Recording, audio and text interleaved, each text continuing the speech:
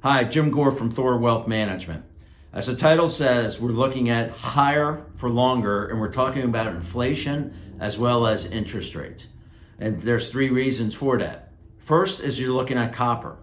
Copper prices really jumped up during COVID, and they jumped up 109%. And copper is used in a lot of industrial items as well as for EV. So there's a huge demand for it. But notice when our inflation went down, you actually saw copper prices drop 28%. That was all because of China shutting down. Over the last couple of months, China's opened up and we've seen a resurgence in copper prices. It's up 25%. So copper prices are rising, and that because it's such a big part of the industrial world, that's going to impact prices going forward. Secondly is the oil market. Oil market right now has really good support in the $70, $74 range. And you can see oil prices here were actually going up before the war in Ukraine, but then they jumped up meaningfully to $130 a barrel. They're down to 74. So that's a 38% drop in oil prices. That has really helped inflation here short term, but that's not going to stick around, and I'll explain why later on in the video. Lastly, and the other thing about oil is, that's the spot price. You really have to look at the futures market. And what we've seen in the future market is a significant change, and we think this is a permanent change.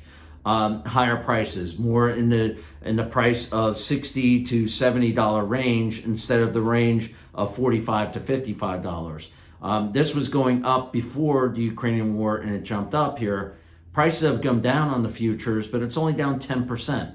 And why is this important? Because companies that are producing oil, if I'm going to be going ahead and drilling for oil, and I'm not going to be able to sell it until 2026, which is these futures, I could go ahead and sell these futures and lock in my price.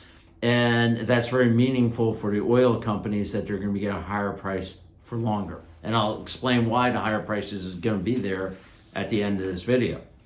The next is jobs. And the JOLTS job numbers just came out. This is job openings. It was coming down, and there was hope that, hey, wage pressures will subside. But actually, the JOLTS jumped up more in talking to our clients, whether it's in the industrial side or on the service side. They're still having a hard time getting employees, and they're paying more for those employees than they have in the past.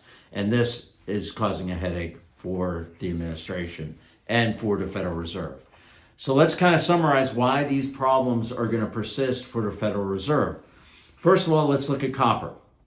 This is a supply and demand problem because of the EV market, and copper is significantly more of an element used in electric vehicles than it is in combustion engine vehicles. There's huge demand. As a matter of fact, experts are expecting demand to increase or double by 2035.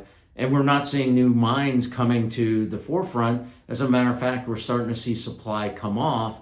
A big one is Peru. They imprisoned their president. There's a lot of uprising, especially around the mines, and a number of companies have stopped any of their productions coming out of Peru over the last month or so, and that's 10% of the world's supply.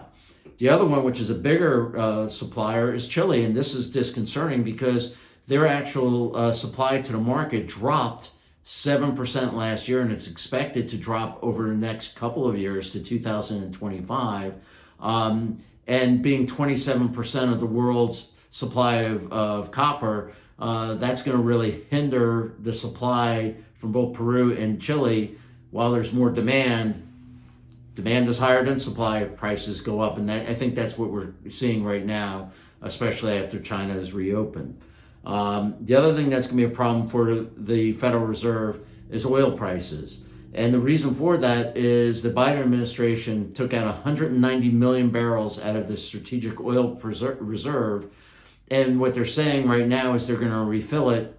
And they publicly said this, which is, kind of amazing that they did this and really not very smart from a market perspective. They're saying that they're going to refill it at $67 to $72 a barrel, kind of right into the support level that we're talking about on the chart that we showed earlier. So oil prices are at 74. They're not going to go down. This is a big backstop to oil prices for the future, and the futures are showing that. That's why it's higher, we think, at a more permanent level, and this is only going to add to that, and we know it's there. So if you're investing in oil, hey, you know the low is 67, the high could be, what, $150 a barrel? So you have not much downside and a lot of upside.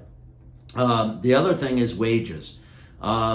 Wages are a problem because there's so many job openings out there.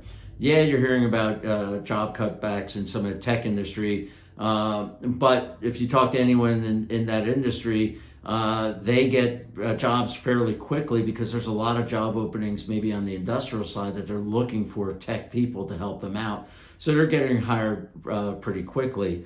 But the big thing is for inflation is that 40 to 80% of a company's revenues go toward wages and benefits.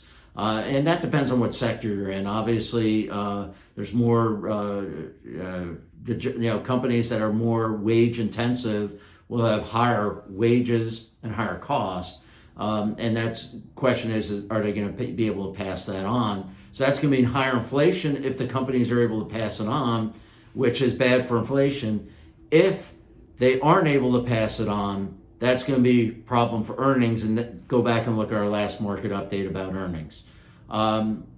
Really enjoy talking to you. I'll be back in 2 weeks as always. If you have any questions, reach out to us at our website, thorwealthmanagement.com, or give us a call directly. Look forward to talking to you in a couple weeks.